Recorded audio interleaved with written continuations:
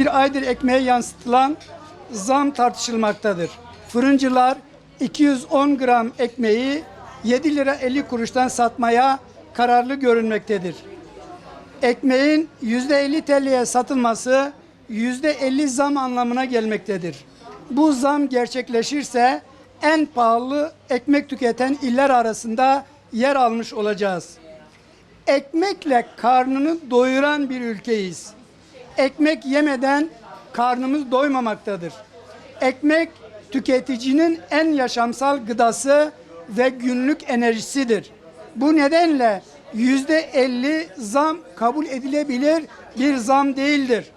Zaten sofraya enflasyon canavarı ile birlikte oturuyoruz. Enflasyon canavarı sofrayı silip süpürmektedir. Ancak bize kala kala kuru ekmek kalmaktadır. Bu nedenle ekmeğimize dokunmayın, zamla ekmeğimizin tadını kaçırmayın. 4 kişilik bir aile günde asgari bir ekmek tüketirse gelirinin yaklaşık 1000 lirasını sadece ekmeğe ödemektedir. Tüketicinin gıda, kira, eğitim gibi zorunlu giderlerini mevcut geliriyle ödemesi mümkün görünmemektedir.